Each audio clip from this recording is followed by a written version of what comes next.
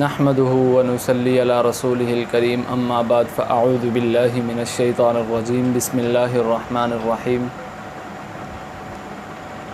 حدیث پاک میں آتا ہے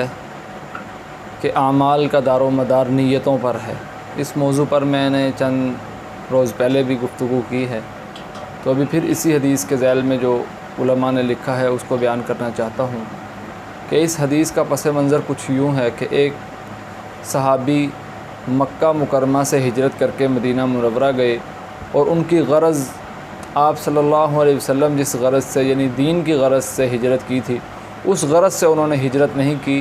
بلکہ انہوں نے ہجرت کی تھی کسی اور مقصد کے لیے۔ وہ مقصد ان کا کیا تھا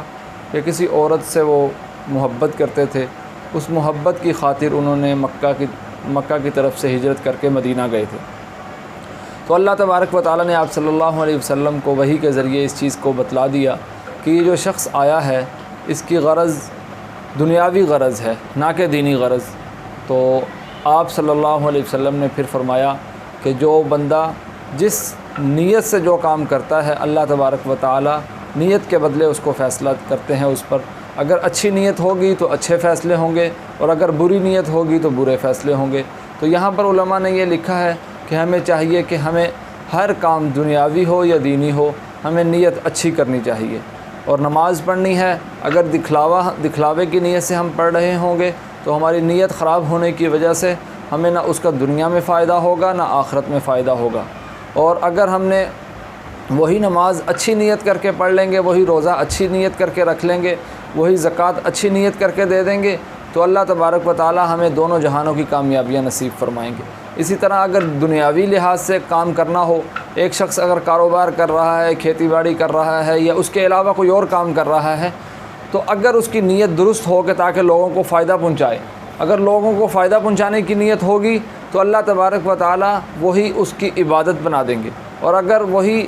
شخص کاروبار کر رہا ہے، کھیتی باڑی کر رہا ہے، مگر اس کی نیت درست نہیں ہے، درست نیت اس کی یہ ہے کہ میں لوگوں سے پیسے نکلواؤں گا، تو اگر اس نیت سے وہ کرتا ہے تو اللہ تبارک و تعالیٰ اس کو دونوں جہانوں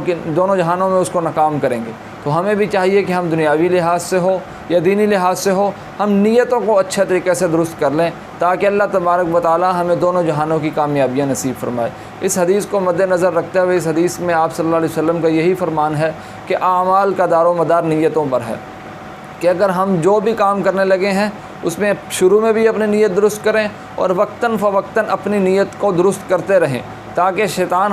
ہمیں ورگلا کے ہماری نیت کو خراب نہ کر دے۔ اور ہماری نیت میں جب فتور آ جائے گا تو اللہ تبارک و تعالیٰ دونوں جہانوں میں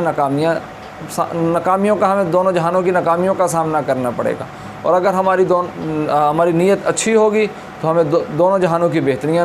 حاصل ہوں گی۔ تو اللہ تبارک و تعالیٰ جو کچھ کہا گیا اس پر عمل کرنے کی توفیق عطا فرمائے۔ وآخر دعوانا ان الحمد للہ رب العالمین۔